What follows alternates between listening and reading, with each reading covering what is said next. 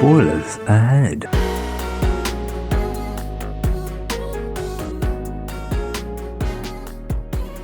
Hello and welcome back to another episode of the Cinematic Trinity, the podcast where we delve into the worlds of TV shows, movies and video games. And today we're talking about The Boys Season 5. It's over, it's done for, apart from the spin-off shows, but the main series of The Boys has wrapped up. Yeah. So we're kind of doing our thoughts about the finale as well as a kind of general view of the series because we have been watching it since the start. I was re-listening to our review of season 4, and that itself was kind of a mixed bag for us too, because, you know, I think you weren't kind of a Boys fan from the beginning, sort of thing. You kind of hopped on later to it. Like, well, when did you hop on to it? I think I hopped on season 3 because you guys were wanting to watch, like, it was you and Isaac wanted to watch it around here, and I hadn't watched any of it, so I think I caught up in about 2 weeks because you wanted to do like a weekly. I can't remember what. Yeah, happened. no, fair. I think it was season 3. I think I hopped on. I think I watched season 1 and then season 2 came out. So then I was watching it like weekly from season 2, basically. But no, I really like it. It was one of my favorite like Amazon Prime shows. One of my favorite like ongoing series that there was at the minute. But it's kind of joined the ranks of something that's over. You know, the big ones, Game of Thrones, Stranger Things, The Boys, they're all over now. So kind of gut feeling like we've watched the finale, literally finished it like 20 minutes ago. What did you think about season 5 of The Boys? Season 5 on the whole. On the whole, yeah. It's a little bit messy, but not bad. Yeah, I would say. Yeah. I think we came away from it. It's not Game of Thrones bad, you know. It's not a season 8, and also it's not Stranger Things bad. Although I think Game of Thrones has topped the Game of worst Thrones finale. Is absolutely number 1 of being the worst. So yeah, but you can't deny. Yeah, it's been a very messy season. I think just looking back, because I've kind of gone down a YouTube rabbit hole of like seeing older clips from the show. Yeah. And like it just never feels like there was a consistent story. Like you never really know where the show was going to go. No. I guess like, you know, every season is kind of they want to take down Homelander, which this is like the ultimate kind goal. of the ultimate goal and like continuation of that story. But you know, every season's kind of like got commentary at the heart of it, but then like it is undeniably messy. So we'll kind of tackle some of the points that the internet has kind of levied at this season as well, whether we agree or whether there are, you know, some bits to kind of counter that. But I mean, yeah, particularly like finale as well. All the main beats were there. Like I feel like all the bits we wanted to see were there. But how it kind of got there, I don't know, for me maybe felt a bit unsatisfying or underwhelming. I don't know for you, like if it hits like that well for you. I don't think it was like under or overwhelming. It was just kind of middling, right, for me. Like I was whelmed, as it were. You came out sufficiently well. I came out sufficiently well. It's not like your theatre moment of like, yes, which I feel like early on in this season, like watching it, there was a few bits for like me and you where it was like, this bit's cool or this bit's really funny. Whereas like the more it went on, the kind of less moments like that there were, unfortunately. Because I'd say like, the season started well with like Huey, Mother's Milk, Frenchie, all in like this internment camp following the end of the last season. So you know it's a desperate situation, and then Butcher grabs Starlight and Kimiko to go save them, and it is this big getting the boys back together. Literally, yeah, and it's this big escape scene. Obviously, it ends that episode of A-Train dying, which is like a very big character death in the show and a good way to like opening it. And then like, you know, stuff like Soldier Boy gets brought back into it. He was my favourite bit of season 3, so it was nice to see him back. But that, as we'll kind of discuss in a bit, does go on to like another critique of this season as a whole, like bringing him back.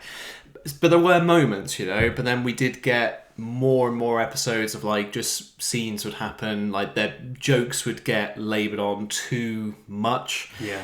And I think for me, I don't know whether you agree or not, the kind of Homelander's whole scheme in this season, like him wanting to be God, I didn't really kind of believe it or like kind of picture like the Homelander from like season 1 getting to this point here. I don't know if you agree, but I mean, you don't really see it, but then that's kind of like he deteriorates as like time goes on. You explore more of his backstory. You see more of like how he was brought up and like his relationships with those doctors and is it Mora, whatever the original CEO was? His relationship with her. Yeah. I can't remember her name. I can't remember. Yeah, but like from season 1, like and you can see like his whole upbringing was like very warped. Yes, and like as you get to see more of him in those situations, you see he's becoming more and more warped, and people are scared of him, so they're feeding into his delusions, and then it's just it's going haywire. So he is in a downward spiral throughout the show, I would say. This takes a marked, turn, like quite far into the spiral. I guess for me, I don't know whether, because like the end of the last season is basically he becomes president. So I feel like kind of just that on its own, like not him wanting to be God, like him kind of being this big authority figure, like being just, the most corrupt, like obviously he's got these labor camps, like he is just so evil.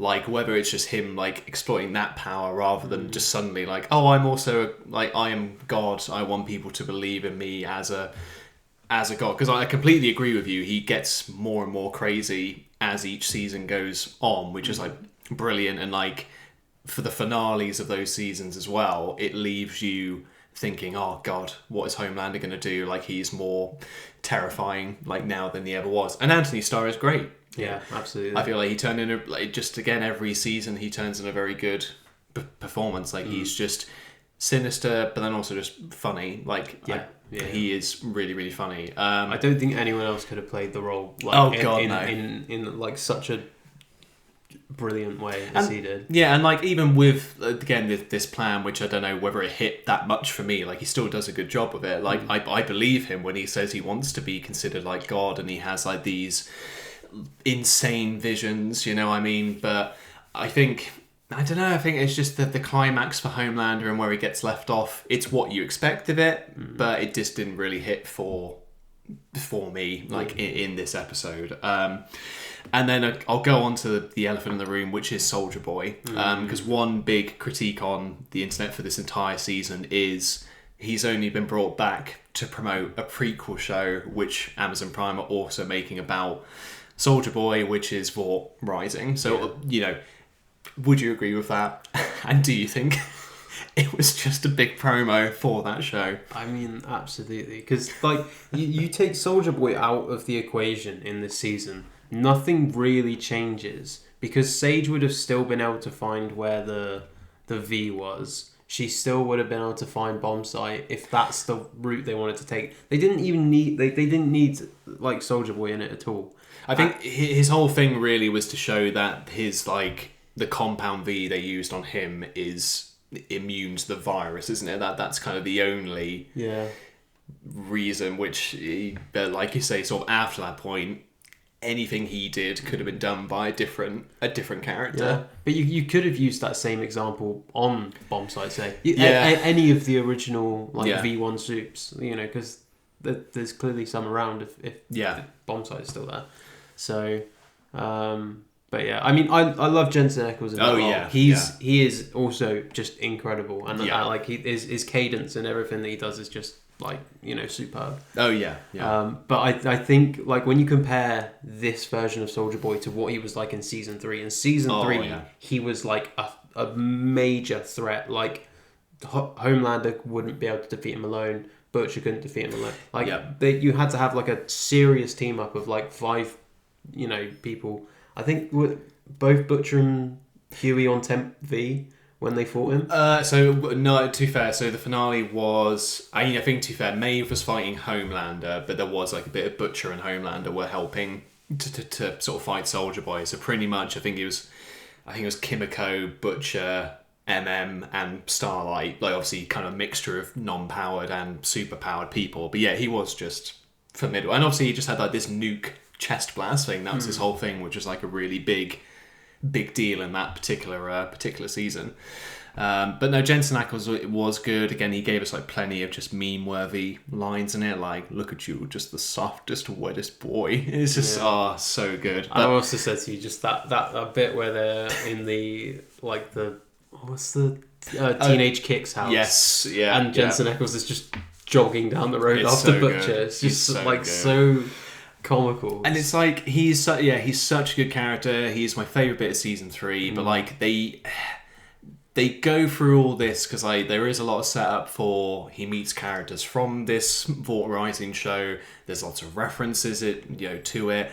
Obviously, Stormfront, who was in season 2, who was sort of the main antagonist and went out with Homelander. She also went out with Soldier Boy, so there's a constant like reference to her. But it's all like, oh, we love Stormfront, but she's in this prequel show, and you'll probably see why I like her.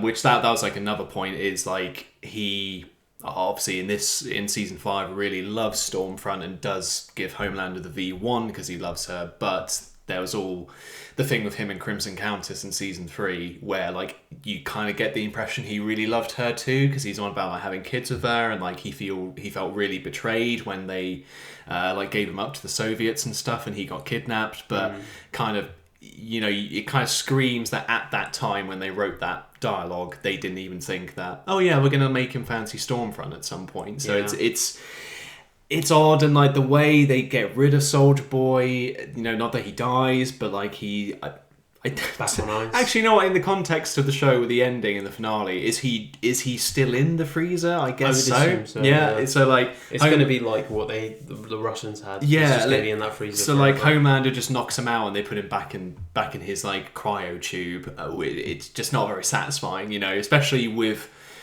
like Mother's Milk has this whole vendetta against Soldier Boy for killing his family. So you'd think they could have worked something in there for those two to like fight, or MM to kill Soldier Boy, which it's not very satisfying what they do with him. So I don't know. I think there's a theory that Vault Rising is kind of told from his like a flashback point of view, like it's him in the future, like saying, oh, this is what happened to me to get superpowers. But we'll have to wait and see. Maybe we'll review that when it comes out. I guess before we dig into the finale a little bit more, were there any other bits from like previous episodes or like a general vibe for like characters in the season that you came away with or thought could have been better at all? I think there were times where a lot of the comedy, a lot of the writing in like the jokes that they were doing was just really weird. Like there's loads of stuff of like, this smells like a skunk farted in a tomato sauce can. It's ridiculous. And then someone's like, that's exactly what it smells like. And it's like, that is that funny? Am I not? Is that American humor? And I'm just like, I don't know. There was a lot of that in this season, like more notably. That's exactly it. Not as prevalent, I feel, in the other series, and like. That kind of leads into, I think, another thing for me and you, Kimiko. Yeah. Because Kimiko now talks. She started speaking at the end of the last season, but now it's just weird. It's the most jarring. It just never lets up, apart from maybe when Frenchie dies in the penultimate episode, when she's actually allowed to like emote and feel something rather than. And she does do a very good job. Exactly. Like she's the best bit of that scene, but like it's not her having to be like, oh my god, you look like this. Oh my god, did I say that out loud? It's like. I mean, obviously, this character's not spoken for 4 seasons of TV, so it's going to be jarring, but I feel like just what they've got her saying is just, it doesn't help, and you feel like she's been dubbed over. It just didn't really work, but like, again, Karen Fukuhara, like, great actress, like, in this season. Like, all the boys as well, like, do good performances, like Carl Urban, Jack Quaid, Erin Moriarty as Starlight. They're all good. No one turns in a bad performance here. No. It's just the substance of it and what they've got them doing. It just doesn't really go there. I mean, particularly like Starlight doesn't really do a lot this season. I think there's some behind the scenes stuff there. Like she was really ill. When they filmed it, was not too well. No. So like there is that obviously component to it, which is unfortunate. And the other like big thing as well, which I'm sure our friend Isaac, if he's listening, will be very much. The V, it's Gen V. Gen V. The characters from that do show up in this, but to a very limited degree, kind of rendering the entire like spin-off prequel show or spin-off show. I think I was saying because obviously they were like the two characters. I haven't watched Gen V. Neither have I. I've kept up to date with the storyline, but I've not actually put time to watching it. But I think the two characters there are like very strong characters in their own right. I could have been transposed into that as I am now, and the story would be the same. Yeah, they literally show up and don't use their powers at all. Especially they drive a van. Yeah. I could drive a van. Yeah, they're kind of there as like a support role for the boys and like their operation. And like, I know it's a temperamental thing. Like, you don't want these characters showing up and then just kill Homelander. No. You know, like you need to strike that balance. But again, doing something cool, like. But like I mean, that's going to be spoilers. Maybe we'll get into that in a minute. Oh, you know, it's fine. There's been a spoiler warning at the front of this, so yeah, okay. Go ahead. The bit at the end where they're fighting Homelander, and you know, Butcher's trying to keep him there, Ryan's trying to keep him there, Marie Monroe, even if she couldn't kill Homelander, she like controls blood. Yeah, I'm imagining from the very limited amount from the trailers of Gen V. People online say she's very strong. Yeah. She could help keep him there. You know, there's lots of things that you could do, and like just not utilizing them at all. I can see why people that are fans of Gen V would be very kind of salty. Oh yeah, definitely. About like, you know, just their lack of inclusion. Just having them show up and use their powers and like fight the good fight would have been. Like, I feel like that'd be enough. Like, even if I like, oh, it's those guys. It's like a Marvel cameo. You know, you want it to be like fulfilling, not just it's them. What are they doing? Nothing. No. You know, like just sitting around this house. So again, kind of adds to the kind of messiness of this season a little bit, because that could have been done so much better. And like going into the finale, so obviously Frenchie's died. It's the funeral. Kimiko firmly has Soldier Boy's depowering chest blast. I wish it had like a proper name, but I think it's just they just call it like his blast, don't they? Like Soldier Boy's blast. Boo-hoo blast. Sounds like a drink flavor. Soldier Boy blast. So they got that to like obviously help depower Homelander, and they test it on Sister Sage, the world's smartest person, and then she becomes just like the rest of us, just normal. Which I thought was a Harry Potter world. Yeah, I wanted to see that, to be honest with you. The way the finale was paced, sometimes I was like, let's just cut back to Harry Potter world. Or even if like Homelander found her and saw she was stupid, I thought that would have been cool. You know, like that would have shown him that the blast is real, and like it works. But you don't really get a resolution to her character, annoyingly. And like, I don't know, I like the fact that they tested it and she does become dumb, but like I feel her kind of thing with her plan being, I'm the smartest person, I want to just read books and do all this and that, so I'm gonna go into my bunker once Homelander's killed everyone, or you know, once Homelander's dead himself. It kind of renders it a bit useless, I guess. I mean, her whole point of that was that she just didn't, like, you know, whatever she did, there was going to be like, you know, a massive like apocalyptic like kind of world out there, and she just wanted to be away from everyone else because she was so much smarter. She was just like so far away from everyone else that everyone else was just like, you know, like ants. Yes, you know, so that's like kind of her reasoning for why she went for that plan. And then now that she's not got that in her mind anymore, and she's just a normal person, she could just live her life, because that's all she's ever wanted, I feel. True, yeah. I think they did waste, like, she was such a prominent character. Yeah. I feel like the direction they chose does waste her a little bit. Yeah. But I get what they were going for. No, and it's as it worked for the terms of like the storytelling they were doing, and obviously it does show us that the chest blast works, and that they do have a chance of taking down Homelander. So they all go to the White House because Homelander's there, basically waiting to unveil himself to the world as a god. And it is kind of quick pace from there, really. Like, a lot of things do happen, like especially a lot of characters get dispatched. So you do see the end of O'Father, who's kind of this new character they brought in to like support Homelander, and he dies again in a very Boys-esque fashion, gets like a mouth gag, and then his whole thing is he screams like Black Canary from DC, and just blows his head up. My thing is, because that's like quite a propulse, like, you know, it's very strong force coming out of his mouth. Lazalon, Mother's Milk would have to have like an absolutely insane grip to like not, you know, be blown forward himself. Yeah. There was literally theories about him, like, has he taken Compound V? Because, like, in the Fort Harmony episode, he gets shot a couple of times and he doesn't react to it. So people are like, he must be on, like, he must have superpowers now. But no, he's just a normal guy. Just an absolute unit. And so he gets, like, his head blown up. And then we do see the end of the Deep as well, who has a fight with Starlight. I don't know how to feel about it. I like they. You wanted Deep to die, literally. I'm not saying I'm not glad he's dead. Just like, when's he gonna die? I'm not saying, but like I don't know.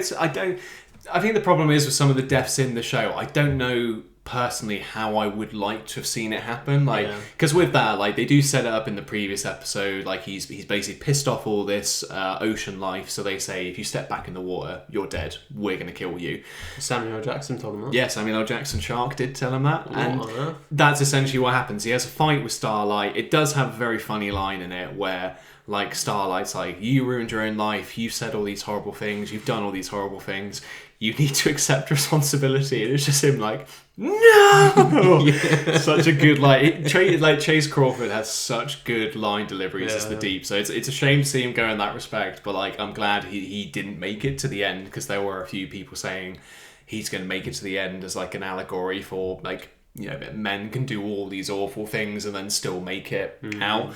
So I'm glad he's gone. But yeah, I didn't know how to feel when it was like the octopus like impaled him, basically, like just this giant squid, which I don't know. There was a few deaths like that this season. I don't know how you felt about Black Noir 2 being dispatched by Deep in episode 6. I think it was silly for numerous reasons. I mean, one, he can fly.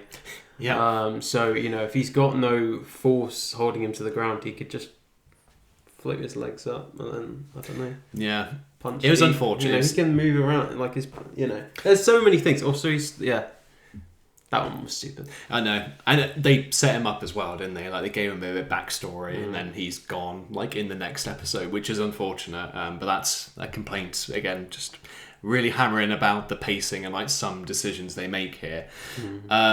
And then, so the boys head to the White House. It all kicks off. There is fights going on, like fights galore, basically. And it does end with Butcher, Homelander, Ryan, and Kimiko all in the Oval Office having some fisticuffs. And it's basically up to Kimiko to use her chest blast to depower Homelander, which she does. But plot twist, there's actually 5 people in there, because Frenchie's there too. Yeah, Frenchie's good. He was in our hearts. I know. Oh god. It was so he's there as like Kimiko's like, you know, he's a force ghost and like whatever he says, you know, it wasn't hate that drives your powers. It's basically it's love, you know. Yeah. And it's so she does use her chest blast successfully and she depowers Homelander, Butcher, and Ryan, so they're all without their powers. And it's kind of just Homelander gets laid bare. He gets laid. That was a very bad place to pause. He gets laid bare. And Butcher's like, you know, a very capable fighter, so like it's, you know, no contest. Like, also, if you think back to like the earlier scene in the season where he's like lying in a bath of milk, like yes, his body physically is very frail and weak. Yes, and it's like his suit is like, you know, it's got like it's a muscle suit, so it's like fake padding. Isn't exactly. It? Yeah. So it makes sense that Homelander, as a man, would stand no chance against Butcher, who is like, you know, just a seasoned like. He's psychopath. So he's like CIA or MI5. He's special forces. He was special forces. Yeah. So like they have like basically they don't even have a fight. Butcher just beats him up, like beats the like living shit out of him, and then just like they focus on his crowbar throughout the entire episode. Mind you, even though Butcher's got like tentacle powers, like he is a superhero. Probably doesn't need the crowbar, but they just focus on it so much because that's the iconic thing in the panel, like from the comic, is he. Basically impales Homelander's face with the crowbar and like basically I don't know what to jimmies his brain open, but like you see Homelander there and he's like just this pathetic shell of a man, like, you know, pleading for his life basically, which it was funny seeing him do like the him trying to use his powers. So that's again good. That's good humor. That is good humor. And like again, it's interesting seeing this character get brought so low after like being on a high, especially after taking the V1 and basically being immortal. It like again, there's good, satisfying bits to his ending, because I feel like him losing his powers is great. Almost if they didn't kill him, I feel like that would be punishment enough, just like letting him go out there, you know. But Butcher finishing him off was satisfying in a way, and like brutal, you know, in true boys fashion. I don't know what you thought about Homelander's end, like as a whole in the show. I mean, it had to happen, and realistically, it had to be Butcher to do it. So, you know, it could have been a lot worse. I think there were a lot of times in the fight where, like, I just felt like, well, we started laughing because of, like, basically when Ryan was getting punched, he was getting like thrown around. I think it was like I don't know if it's like the wire work of the choreography, because it'd be like they're like dead stiff and then they're just getting like thrown around the room. It wasn't unintentionally funny, but yeah, like he like you know it works. It does work.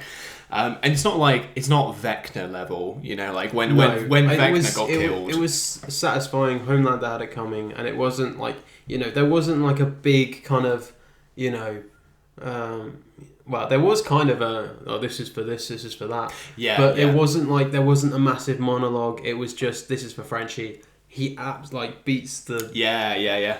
Like, you know, just absolutely sends him to hell, essentially. Yeah. And then, you know, the final blow is for Becca. So, you know, it's kind of...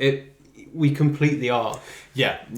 So that, in a way, is satisfying. And at least that, like... The problem with Vecna was he wasn't really depowered as such. Like in that moment, like, you know, it just felt like the writing kind of decided, oh yes, and now they'll do this, and like they'll decapitate him and he'll be dead. Yeah. You know, whereas this is like he is just a mortal man, and he is getting what's coming to him, and it does work. And then it does lead on, because there's still like 20 minutes left of runtime. Because again, it kind of needs to go back to what happens in the comics with Butcher's like final heel turn himself, where he's kind of unfulfilled, like he's killed Homelander, but the problem of superheroes still exists. So he gets the virus and goes to Vought Tower, because his plan is basically just to release it and kill all the Supes, which is the thing he does. Well, I think the virus is the thing in the comics. It's just he does go on this mission to kill all Supes, and like it doesn't do in this show, but he does like basically kill all the boys apart from Huey, and it's up to Huey to stop him. So that's kind of similar here, where Huey is there to stop Butcher, but it's not at the cost of like Frenchie, Kimiko, and in the show anyway. And I think it's a decent final confrontation. I almost don't know if it needed a bit more time to breathe, maybe, because it does kind of like, the way you kind of read it is like Butcher's dog dies. He's like, well, I'm just going to kill all these superheroes then. Even though you do know it's a deep-seated hate it's kind of like, you know, because Ryan says, like, you're still a horrible person, I don't want to be. So there was, like, you know, it wasn't just his dog. Like, he lost everything in his mind at that point. And they did kind of set up for that earlier in the season when, like, Kessler came back as the kind of, like, you know, shape-shifting guy. So I suppose they did set up for it in a way. Yeah. But I do completely get, like, you know, he sees his dog's dead and he's like, well, I'm going to kill the world. But in a way, I kind of, you know... It's the superhero didn't kill the dog. Who could blame a guy? It's like... Because it's interesting, because I think Season 3 has a bit from Butcher, actually. It's when he's talking about Tempthy with Maeve. He does say, like, you know, it's not just Homelander, you all need to go, basically. And, like... You know, it is very much so that he hates superheroes from the offset. It's not just Homelander. It's the idea of a superhero. Yeah. It's like, I don't know, it's almost like he needed just maybe a little bit more. It could have stewed on that a little bit more to kind of get the seeds in his head again. Like, it's not going to stop here. I am going to do this. Because you kind of get a little bit with the TV, like Stan Edgar's back running Vought again. Like, there's been no repercussions for him. And he's like, equally horrible, like just from a business perspective. Like, he runs just a very corrupt and evil company with like a really bad history, but here he is back at it again. So it ends with Butcher and Huey at Vought Tower, and basically Huey kills Butcher, and well, Butcher is about to release the virus, but he hesitates when Huey looks like his younger brother Lenny, who died when he was young, and like, you know, it's this whole thing of like Huey reminds him of Lenny, and he wants to protect Huey like he couldn't protect Lenny, which was kind of the thing sewed, I think, in like season 3 more than anything, because you get like a flashback to when they were kids and stuff. So then that's when it's really hammered home, and it's not really been referenced that much since, kind of thing. I suppose it doesn't, like, you know, if they kept referencing it'd be it, like, that would be kind of, you know, a bit annoying. So no, that's and but it's cool that he does hesitate, you know. Yes, it does give him a little bit of redemption at the end. He's got a bit of humanity still left in him. And it's, again, the performance between those two, like the chemistry, like it did, you know, start with the two of them and it ends with the two of them. Like it's good, and I think it's an okay send off to Butcher. You know, I wasn't like crying at the TV or anything like that. It didn't like hit me in the feels sort of thing. But you kind of like, you know, I think it was done well as it could have been done. I guess with like a season that's already messy. You know. And then where do we go after that? It's kind of the epilogue, isn't it? But not like the Stranger Things epilogue, where it's like 40 minutes. It's like a little quick 10-minute wrap-up. It's the epilogue, but like Ryan's been adopted by MM. Yes. For some reason. It's so dry. You know, is there no one else you could have gone with? Just MM? He's like, alright, fair enough, yeah, sure. That's so... It's like, it's just the... You're not seeing MM's family throughout the entire season, and then it's just him, like, not... It's him seeing his wife and kid, and it's just Ryan stood there like... We've got a new son. And Ryan's like, I'm not going to go with you, Butcher. I'm not going to start a new life with you, but I'll go with you, mate. Yeah, I'll go with your best friend, yeah. So, I don't know what's going to happen there. Like, I guess it's just, they'll just... He doesn't have superpowers anymore, so they'll just... No, he's just a normal kid now, I suppose. Maybe will he still be, you know, because he was dating Stanek, his friend. That's what. Yeah, I thought, why didn't he go back there? But Zoe, that's her name. Zoe, yes, yeah, with the tentacle mouth. like just like Harry Potter, definitely have it, and Half-Blood Prince there. That's it. So yeah, that happens with them, and then Huey and Starlight they're expecting. She's pregnant now. He runs a electronics shop, just like season 1, so it's come all full circle again. And what, pray tell, is going to be the name of the expectant baby? Oh yes, Robin, which is the name of Huey's dead girlfriend, who was killed by A-Train in the first ever episode of the show. So it's all weird. I mean, props to Starlight for agreeing for that name. Fair play to her. Unless Huey was just like, I think we should name her Robin. No reason at all. I'll just let him in. Hang on, Tulips across the room. Tulip, would you name our first child the name of my dead girlfriend if I had a dead girlfriend who was killed very traumatically? You need another girlfriend other than me, not just a dead girlfriend. But no, that would be silly. Yeah, there you go. Tulip, the voice of reason says no. Yeah. That's Tulip's only contribution. She watched the finale and nothing else for this show. So, but they're expecting, and then also they're kind of vigilantes. It's the classic. They've got a police scanner at the back. Who doesn't have a police scanner these days? And it's Starlight she flies off in the air. Her flight's like really they don't use her flying much, do they? They don't use her powers much. No. And every time they do use her powers, it's just a little twinkle in the eyes. Oh, then she gets beaten down by someone, or I feel like thrown back by the Father. Yeah. Everyone kind of calls her a fraud, which is funny. Like, even to be fair, watching the final fight in season 3 with Soldier Boy, it's like she gets her maximum power sort of thing, and she just blasts him back a couple of feet, and it's just like. Cool, nice one, Starlight. But then when she uses it against Deep, he flies like probably a couple hundred meters. So, you know, she is powerful. It's just very inconsistent. And it could be like it lends to the strength of Soldier Boy more than like anyone else, you know. I feel that's kind of it really, where it ends up, isn't it? No, Kimiko. Oh, she's eating Madeleines in France. She lives in France because it reminds her of Frenchie. I just thought when it's a bit on the nose, isn't it? I know, when she's like, bye, that's all she says. There's not like a big... It's not like Guardians of the Galaxy 3, you know, when they all like have their kind of emotional farewell kind of thing. It's just a bit more... I mean, this is a thing in like so many different things though. Like, I remember watching...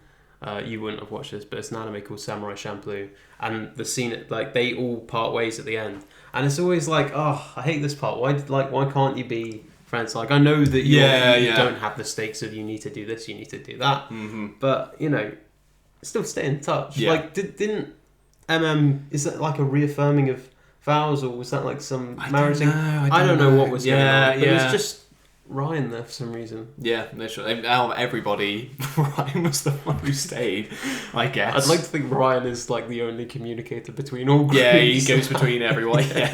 Just go to France and speak to Kim. It's like shared custody. Yeah, literally. And I mean, yeah, because like there is going to be a spin-off show. I don't really know the full details. They're doing another one called The Boys Mexico, which has Gabriel Luna, which was the guy from Y2 Mama Tambien. Oh yes, yeah. And Star Wars, the Andor show one, and Rogue One. So he's apparently in it. Okay. So yeah, it's a weird one. I mean, I'm glad we finally got there. I'm glad it's finally over. But season 5, you know, by no means is one of the best season of The Boys. And it's not the best. Was season 4 the worst? Season 4 was just filler, I think. And like, I think season 4 maybe had more.